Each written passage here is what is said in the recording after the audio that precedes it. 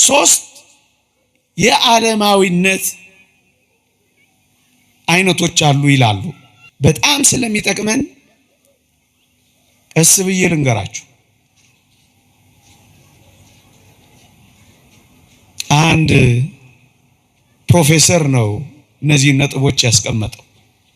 ዋና ዓላማ እግዚአብሔር እንደ ቀድሞ ልከልሰው ብዬ ነው፣ መሪ መሆን የለበትም። ቤተ ክርስቲያን እንደ ቀድሞ ተጽዕኖ አሳዳሪ መሆን የለባትም።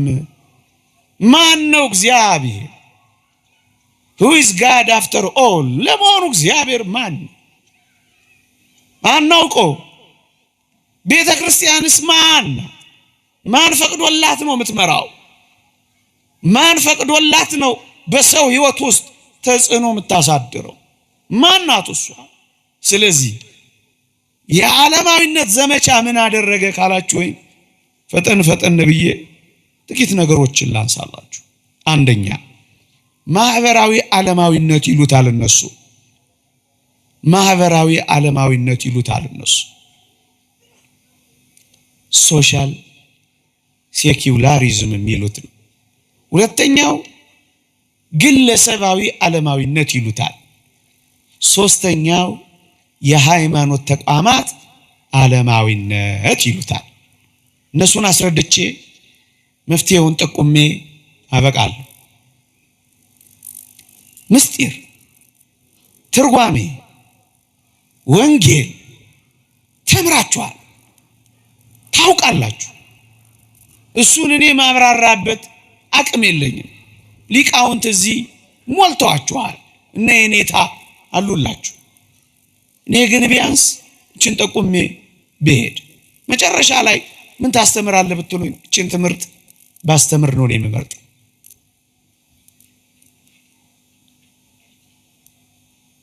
ሶስት ዓለማዊነት፣ ማህበራዊ ዓለማዊነት፣ ግለሰባዊ ዓለማዊነት፣ የሃይማኖት ተቋማት ዓለማዊነት መፍጠር። አንደኛው ማህበራዊ ዓለማዊነት እሱ ምን መሰላችሁ? የቤተ ክርስቲያን እነሱ የሚሉት ቤተ ክርስቲያንን አንግሳ ከመቀባት ቀብታ ከመምከርና ከማማከር ማባረር። እነሱ በጣም ቆንጆ ቃል አላቸው። ሴፓሬሽን ኦፍ ስቴት ኤንድ ሪሊጅን ብለውታል። እርግጥ ለይተው አይለዩትም፣ የሚጠቀሙበት ስልት ይኖራል በዓለማችን ላይ። ግን ልብ በሉ እግዚአብሔር ቀብቶ እኛ እንመርጣለን እንጂ እግዚአብሔር ምን አገባው? እግዚአብሔር ከፈጠረው ፍጥረት ላይ ማባረር ነው። God is created in the image of man። እግዚአብሔር ሳይሆን ሰውን የፈጠረው ሰው ነው እግዚአብሔርን የፈጠረው ባዮች ናቸው። የእግዚአብሔርን ጣልቃ ገብነት አንፈልግም ባዮች ናቸው። ቃል በቃል ያነበብኩላችሁ ከነሱ ሪዮት አለ። ለማጋነን ምንም ጥረት አላረኩም፣ አሳንሼው እንደውም ሳስቼ ትቼው። ግን ልብ በሉ ይሄ ምን ማለት ነው? ህዝብን ከሚመራው ከዋናው አስኳል እግዚአብሔርን ቤተ ክርስቲያንን ቀስ ብሎ ማባረር፣ መንፈሳዊ እንዳይሆን ሃይማኖተኛ እንዳይሆን ማባረር። ሁለተኛው ቤተ ክርስቲያንን እግዚአብሔርን መንፈሳዊ ነገርን ከአጠቃላይ የሰው ልጆች ብዙ ሰዓት ከሚያሳልፉበት ዕውቀታዊ ጉዳይ ከሆነው ከትምህርት ስርዓት ማባረር ነው። ስነ ምግባርን ከሚያስተምሩ እግዚአብሔርን መፍራት፣ ሰውን ማፈርን፣ አገር መውደድን፣ ጨዋ መሆንን ምን አገባው እዚህ ውስጥ እግዚአብሔር ብለው ከትምህርት መስክ ደግሞ ያባረራሉ። እግዚአብሔር የማይነገርበት በተቃራኒው ዓለማዊ መረን የወጡ ሐሳቦች እግዚአብሔር የለም የሚል ርዕዮትን በትምህርት መስክ ውስጥ መደንቀር። ለምሳሌ አንዱ ሰው በዝግመተ ለውጥ የመጣ ነው እንጂ እግዚአብሔር የፈጠረው አይደለም፣ ይሄን አምኖ የሚቀበል ትውልድ መፍጠር ነው። በትምህርት የሚፈለገው ይሄን ነው። ለምሳሌ ሕፃናት ትምህርት ቤት ውስጥ እንዴት አድርገው ሩካቤ እንደሚፈጽሙ የሚያስተምሩ ስርዓተ ትምህርቶችን በግድ ማስገባት። የተመሳሳይ ጾታ ጋብቻ ወንድ ከወንድን ሴት ከሴትን አዎንታዊ በሆነ መልኩ ለሕፃናት ማስተማር መጀመር ነው። አየህ በትምህርት ተሳቦ እግዚአብሔር በካልቾ ተመቷል። ቤተክርስቲያን ተባራለች። እውነተኛ የጽድቅ ሕይወትና የሥነ ምግባር ትምህርት የለም። በምትኩስ መረን የወጣ ኃጢአት ይማራል። ይሄ ምናልባት እኛ ጋር አልደረሰ ይሆናል፣ ሌሎቹ ጋር ግን ተቸግረዋል። የወንድ የሴት የሚል ምልክት ያለባቸው ሽንት ቤቶች ተነስተዋል። እዚህም አንዳንድ ቦታ ተሰምቶ አይታችኋል። አበቃ። ትምህርት ውጊያው መሆን ያለበት በህዝብ ትምህርት ቤቶች ነው ይልላል አንድ የዚህ አቀንቃይ። መማሪያ ክፍል መሆንም ያለበት መጋጫ መድረክ ነው ይልላል አንድ ሰው። እርሱም ከክፋትና ከመከራዎቹ ጋር ያን ጠንቀኛ ክርስትና ከአዲሱ የሰብአዊነት እምነት ጋር ከኛ ሃይማኖት ጋር ማለታቸው ነው ማጋጨት ነው የሚሉት። የት ትምህርት ቤት ሕፃናት ጋር መጪው ትውልድ ውስጥ አንተ እንደዚህ የሚያደርግ ጥብቅ ትምህርት ቤት የለም። እነሱ ግን ይህን እየሰሩ ይኖራሉ። ምን ሊያረጓቸው? ወደሚፈልጉት ሕይወት በትምህርት በኩል እያቀባበሏቸው። ይሄ ማህበራዊ ዓለማዊነት እግዚአብሔርን ከትምህርት ውስጥ ማባረር፣ ቤተ ክርስቲያንን ከኢኮኖሚ ውስጥ ማባረር። ይሄ በዓለም አቀፍ ደረጃ ማናት እሷ? ምን አገባት እሷ? ከሳይንስ ውስጥ ከሚዲያ ውስጥ እግዚአብሔር ምን አገባው? ምን ቤት ነው እግዚአብሔር? አባር። ይሄ ምንድነው? ዓለማዊነት። ይሄ ተፈጽሞ ያበቃ ይመስላል ወዳጅ፣ ይሄ ተፈጽሞ ያበቃ ይመስላል። እዚህ ላይ ብዙ ትኩረት አልሰጠበትም። ሁለተኛው ግለሰባዊ ዓለማዊነት ነው። ይሄኛን ይመለከታል። እሱ ላይ ጥቂት ደቂቃ ተኩራለሁ፣ ከዛ ተቀልለዋለሁ። እየሰማችሁኝ ነው? ይሄ ግለሰባዊ ዓለማዊነት ኢንዲቪዥዋል ሴኩላሪዝም ምንድነው ካላችሁኝ፣ ቃል በቃል የሰዎች ከክርስትና መነጠልና የእምነትና የመንፈሳዊ ሕይወት ተሳትፎ መድከም ነው ብለዋል።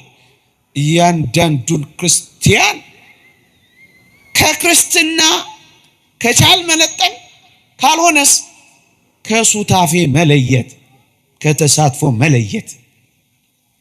ምን ማለት ነው ይሄ?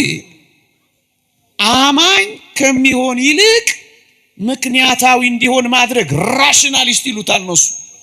ወዳጄ ፕሮቴስታንቲዝም የወደቀው አንዱ እዚህ ጋር ነው። ምክንያታውያን እንሆን አሉና እስኪ እናንተ ቅዱስ ሥጋውና ክቡር ደሙ የጌታ እራት የምትሉት ቁርባን የምትሉት እስኪ ሥጋ ሲሆን አሳዩን፣ እስኪ ደም ሲሆን አሳዩን አሏቸው የ16ኛው መቶ ክፍለ ዘመን ራሽናሊስቶች ምክንያታውያን። በእምነት ሊመልሱ የሚገባውን እነ ሉተር ራሽናሊስቶች ስላጠቋቸው ምክንያታዊ ለመሆን ፈልገው አይ በቃ ምሳሌው ነው ብለው አረፉት። አበቃ ገረደሱት። እውነተኛውን የሃይማኖት አንድ ሀብታተ ቤተ ክርስቲያን ከሚባሉት ቁርባንን ጣሉት በምክንያታዊነት። ወዳጅ አማኝነትን በምክንያታዊነት መተካት ሲባል ምን ይመስልሃል? ስትጠመቅ ስለ መቀዝቀዙ ካሰብክ አማኝ ሳትሆን ምክንያታዊ ሆንክ። ሲጾሙ ስለ መክሳታቸው የሚያስቡ ሰዎች፣ ስለ መታመማቸው የሚያስቡ ሰዎች አማኞች አይደሉም። ምክንያተኛ አየህ፣ ከተሳትፎ ትነጠላለህ።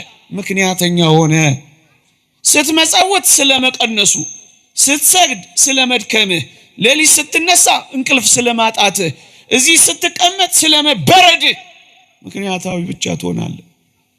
ይሄ ምንድነው? ከተሳትፎ የተለየ ክርስትና ከአማኝነት ወደ ምክንያታዊነት ይወርዳል። ለዚህ ነው ብዙ ሰዎች እምነት ምንድነው? ዝክር ምንድነው?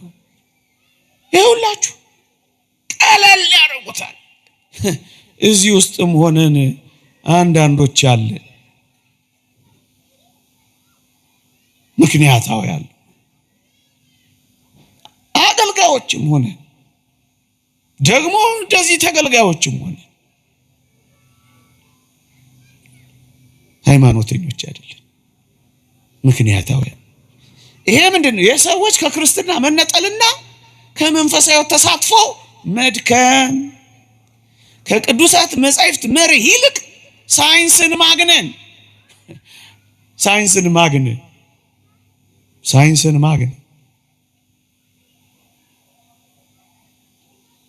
ሳይንሳዊ አብዮትን እያገነኑ ሃይማኖትን ያኮስሳሉ ይላል ኦገስት ኮምት የተባለ ሰው በመጨረሻው ዘመን። ይሄው ብዙ ወጣት የምናጣው ለምንድን ነው? ያንን ዓለም እያገነነ ነው። መንኮራኩሩ እየደነቀው እግዚአብሔር በመንኮራኩር ውስጥ ቤት ትሰራለህ እኔ አወርድሃለሁ ያለው እግዚአብሔር አይደንቃቸው፣ ግን መንኮራኩሩ ይደንቃቸዋል። በክንፍ የሚበሩ የፈጠረ አምላክ አስገርማቸው። ስለ ጀትና ሚሳይ ያንን ዓለም ይመርጣሉ፣ ይወዳሉ። የሚበልጠው እዚህ ያለ በሚያንሰው ይኮራሉ። ምን ሆኑ? ከእግዚአብሔርና ከቅዱሳት መጻሕፍት መርህ ይልቅ ይሄን ዓለም ፈጣሪነት ያደነቁ ሃይማኖትን ኋላ ቀር አደረጉ። አንዳንዶች እንደዚህ ብለውናል። ኋላ ቀሮች ናቸው ኦርቶዶክሶች ብለውናል። ያሉ ማን ፊት እንደሚቀድም ማን እንደሚከተል ፍጻሜ ባይኖር ኖሮ እናዝን ነበር። ፍጻሜው ላይ እንገናኛለን። ፉከራ አይደለም፣ እውነት ነው። ከጋርዮሻዊ ከህብረታዊ አኗኗር ይልቅ ግለኝነትን ያበዛሉ። የሰዎች ከክርስትና መነጠልና ከመንፈሳዊ ሕይወት ተሳትፎ ማስወገድ ግለኛ መሆን።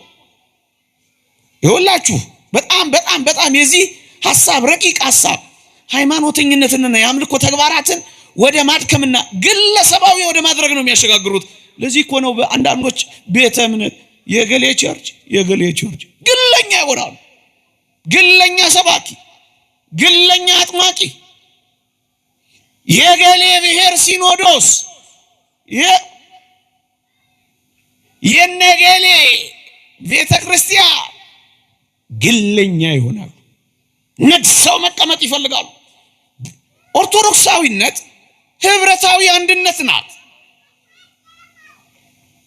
ከጉባኤ ቤተ ክርስቲያን ከመላእክት በአጸደ ነፍስ ካሉ ከቅዱሳን ከሰማዕታት ከብሔረ ሕያዋን ከብሔረ ብፁዓን በገጸ መሬት ካሉ ከግዑዛን ጋር ህብረታዊ አንድነት ናት።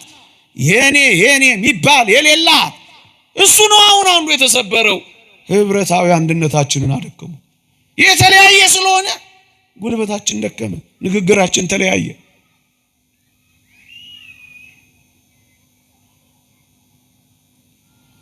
ምን ሆነ?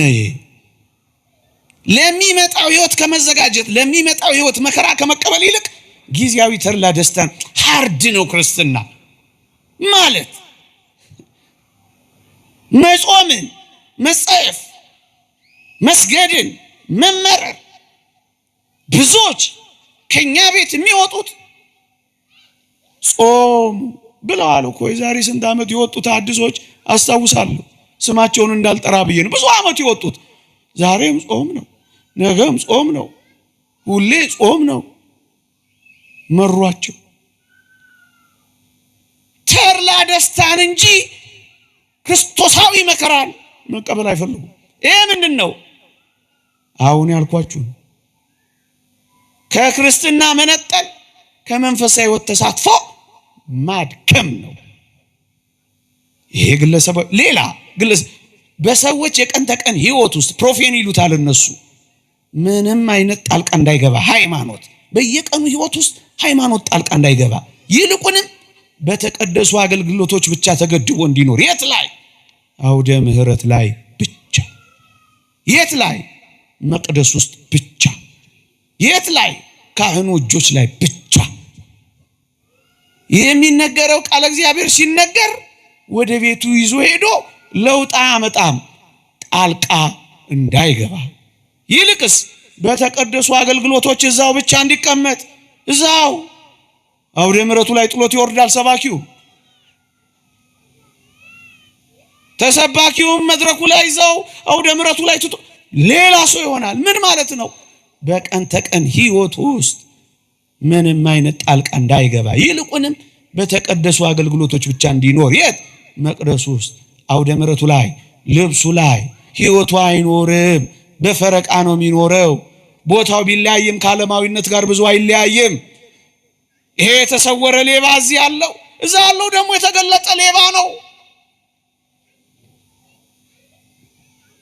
ነውሬሽ ነጠላ ቀሚስ ሸፍኖታል እዛው ነው ወደ ውስጥ ወደ ሕይወቴ ለውጥ እንዳያመጣ ጣልቃ ገብቶ እንዳይመራ ይሄ ምንድነው ግለሰባዊ ዓለማዊነት ዓለማውያን በሚኖሩትና እኛ መንፈሳውያን በምንለው መካከል ልዩነት እንዳይኖር ማጣፋት እኛም ተናጋሪዎች ሌሎችም ተናጋሪዎች እኛም ቂሚያጆች ሌሎችም ቂሚያ እኛም አኩራፊዎች ሌሎችም አኩራፊዎች እኛም ተጣዮች ሌሎችም ተጣዮች እኛም ዘረኞች ሌሎችም ዘረኞች እኛም ተንኮለኞች ሌሎችም ተንኮለኞች ምንድነው እስኪባል ድረስ ግራም ያጋባ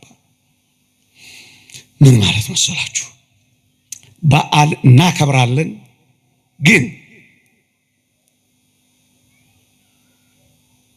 የበዓሉ ዋና አስኳል ቆርበን ግን አንሄድም ቄጤማ ይዘን ልንሄድ እንችላለን ዝም ብለን አጨብጭበን ብቻ ዳር ዳሩን ብቻ ከተቀደሱ አገልግሎት ተሳትፎ እንለያለን ወደ ዋናው ሱታፌ አንገባም ወደ ሕይወት ሱታፌ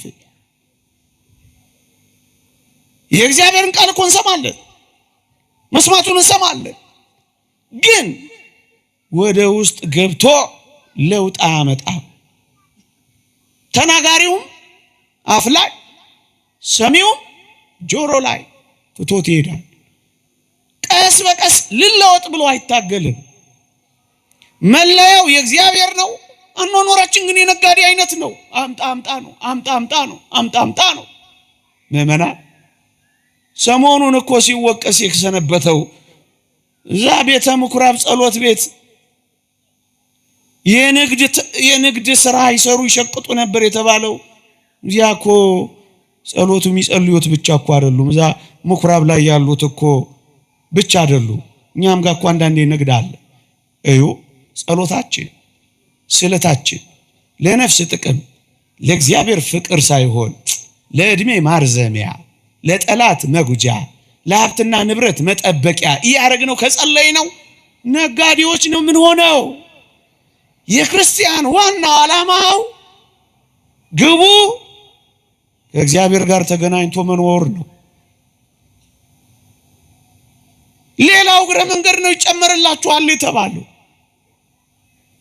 ማተባችን ይታሰራል የተወደዳችሁ ክርስቲያኖች አኗኗራችን ግን ይለያል እንዘፍናለን ምንም አይመስልን እንሰክራለን ምንም አይመስልን እንዋሻለን ምንም አይመስልን ሌላውን ምኑን እናገራለሁ አያችሁ ወደ ውስጣችን ገብቶ የምንኖረውን አኗኗር ለውጦ ለጽድቅ አብቅቶ የሚፈልገውን ሕይወት እንዳያመጣ ያውን ያልኳችሁ ግለሰባዊ ዓለማዊነት ተሳታፊዎች እንዳንሆን ያደርገናል አሁን ብዙዎቻችን ከተሳትፎ ርቀናል ንስሐ አባት አለን ንስሐ መግባት ግን የለም አያችሁ እናምንበታለን ግን አንኖርበት እንፈልገዋለን ግንስ አንሳተፈው ይሄ ምንድነው ግለሰባዊ ዓለማዊነት ባጭሩ የሃይማኖቱ ምልክቶች አሉ፣ መልእክቱ ግን የለም። ነጠላዬ ሳጣፋ መስቀል ያርጌ ነው፣ አንገቴ ላይ ማተብ ሳደርግ መስቀል ፍቅር ነው። ምልክቱ አለ፣ መልእክቱ ሁሉን አፍቃሪነት ግን የለም። መልእክቱ ታራቂነት ግን የለም። የመስቀል መልእክቱ ሁሉን አቃፊነት የለም። በቀኝ እጁ ቀደምት ሕዝብን አይሁድን፣ በግራ እጁ አዲስ መጪዎቹን አሕዛብን እንዳቀፈበት ማቀፍ ግን የለም። አያችሁ፣ ምልክቱ አለ፣ መልእክቱ ግን የለም። ይሄ ምንድነው? የመስቀሉ ቃልና ሕይወቴ ነው የሚል ክርስቲያን መጥ ይሄ ምንድነው? ዓለማዊነት ግለሰብ። ሶስተኛው የሃይማኖት ተቋማት ዓለማዊነት ነው። እሱን በአንድ ደቂቃ ብቻ ልግለጽ። የሃይማኖት ተቋማት ዓለማዊነት ይሄ ምን መሰላችሁ? በዓለማችን ላይ ያሉ የሃይማኖትን ተቋማት ዓለምን እንዲመስል አድርጎ መቀየር ነው። ለምሳሌ በዓለም ላይ ያሉ አንዳንድ ቤተ እምነቶች መዘርዘር እችላለሁ፣ ግን ስለማያስፈልግ ነው። እናውቃቸዋለን፣ ግን ስለማይጠቅም ነው። እዩ፣ ዓለማዊው አስተሳሰብ ሰብአዊ መብት አክባሪ አይደላችሁም ሲሏቸው ምን ማድረግ ጀመሩ? የግብረ ሰዶማዊ የተመሳሳይ ጾታ ጋብቻ ፈቀዱ። አያችሁ፣ ምን ሆኑ? ዓለማዊ አስተሳሰብ የሚፈልገውን በሃይማኖት ተቋማቶቻቸው ተቀበሉ። ይሄ ምንድነው? የሃይማኖቱን ተቋማት መውረስ ነው። ምሳሌ የሴቶችን እኩልነት አታከብሩም ሲሏቸው አንዳንዶች ተቋማት፣ የሃይማኖት ተቋማት ልበል፣ በትምህርት ጥቅስ ያዙልኝ፣ ለሴቶች ስልጣነ ክህነትን መስጠት ጀመሩ። ምዕመናን አያችሁ እንዴት ዓለማዊ እንደሚያደርጓቸው። እኛም ጋር የተሞክሮ ነበር። አዎ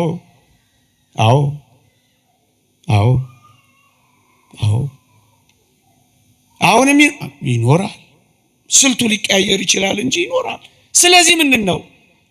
እዩ፣ ቤተክርስቲያን ከብዙ ነገር ከተባረረች፣ ክርስቲያኖች የመንፈሳዊ ሕይወት ልዕልና አጥተው ከመንፈሳዊ ሕይወት ተሳትፎ ርቀው አውደ ምሕረት ላይ ብቻ፣ መቅደስ ውስጥ ብቻ፣ አለባበሶቻቸው ላይ ብቻ፣ ይልቁንም በሕይወታቸው ሃይማኖት የሚሰሙት ቃል ለውጥ ካላመጣ ዓለማውያን አድርገናቸዋል ነው የሚለው።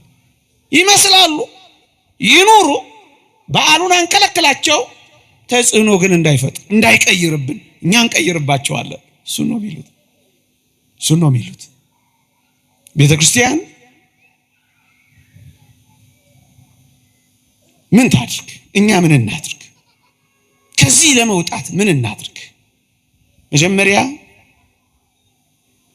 የአንዲትን ሴት ቡልጋሪያዊት ኦርቶዶክሳዊት ሴት ንግግር ልናገርና ላብቃ። እንዲህ ትላለች። እየሰማችሁኝ እንደሆነ ተስፋ አደርጋለሁ። ኦርቶዶክሳዊት ቤተክርስቲያን በዘመናዊው ዓለማዊነትና በድህረ ዘመናዊው ቅይጥ እምነት ዘመን ውስጥ ተወዳጅ ሆና ለመቆየት ስትል አትጋደልም። ዘመኑን መስላ ለመታየት አትሻም። ዘመናዊ፣ ድህረ ዘመናዊ ወይም ጸረ ዘመናዊ ላትሆን ትችላለች። እነዚህ ሁሉ ነገሮች እርሷን አይገልጧትም። ክርስትና በዓለም አለች እንጂ ከዓለም አይደለችም ትላለች። አዎ፣ በዘመናዊው ዓለም ውስጥ ተወዳጅ ሆና ለመቆየት ስትል ኦርቶዶክሳዊነት ርትዕት ማንነቷን አትቀይርም። የዓለም ፍቅር በልጦባቸው ወደዛ የተሳቡትን ልጆቿን ለማምጣት ስትል ቤተክርስቲያን ከነሱ ርኩሰት ጋር አትተባበር። አቃፊ አይደለችም ላለመባል ኦርቶዶክሳዊት ቤተክርስቲያን ከባህሪዋ አትናወጽ። የልጆቿን የቋንቋ ብዝሃነት ታከብራለች። የልጆቿን የባህል ብዝሃነት ታከብራለች። ነገር ግን በውስጧ የሚደረገውን የሃይማኖት መቀየጥ፣ የሥርዓት መለወጥ፣ የቀኖና ጥሰት፣ የሥርዓት መለወጥ ግን አትታገስ።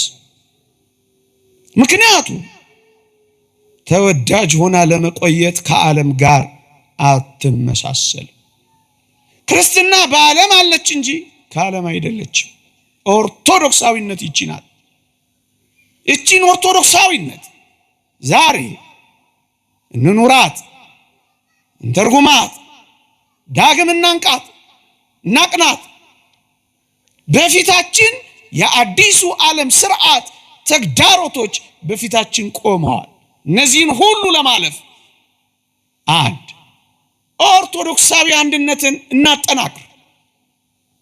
በነገር በአስባቡ ልዩነት እየፈጠርን ራሳችንን በራሳችን እያደከምን ማንም ሳያጠፋን እንዳንጠፋ አንድ። ሁለተኛ ቤተሰባዊ መዋቅርን እናጠናክር። ቤተሰብ ላይ እንስራ። ክርስትና ይቀጥላል። ልጆች የሚረከቧት ቤተክርስቲያን እናዘጋጅ። መቅደሷ የተከፈተ ሙጃ የማይበቅልባት ቤተክርስቲያን እናስርክ። ልጆቻችን ላይ በእውነት እንስራ። ሶስተኛ ኃጢአት አይሁን እንጂ ምንም ሰርተን ራሳችንን እንቻል፣ እንተጋገዝ። በኢኮኖሚ አቅም ትንሽ ጠንከር እንበል። የመጣ የገባው ሁሉ ፕራይቬታይዝ ሲያደርግህ ማተብንም አውልቅ እንዳይል፣ የራበው ሆድ ስለ ሃይማኖቱ ለማሰብ እንዳይቸገር። አንድ ግሪክ ተራራ ላይ አቶስ ገዳም ያለ አንድ የበቃ ሰው እንዲህ ብሏል አሉ። ኦርቶዶክሳውያን በመጨረሻው ዘመን በምግብ ሰብል ራሳቸውን ካልቻሉ ይህ ዓለም እንዳያጠፋቸው ያሰጋል ይላል። ጎበዝ፣ ኢኮኖሚው ከፈረጠመ ፖሊሲ እስኪያስቀይር ድረስ አቅም አለው። ስለዚህ እኛ ምን ልንሆን እንደምንችል ጠንክሩ፣ ተሳተፉ፣ በርቱ፣ ወገባችሁን እሰሩ። ጠንከር ብላችሁ በሃይማኖትና ስለ ሃይማኖት እንኑር። ኦርቶዶክሳዊነት በዓለማዊነትና በዘመናዊው ዓለም ውስጥ ይቆየ።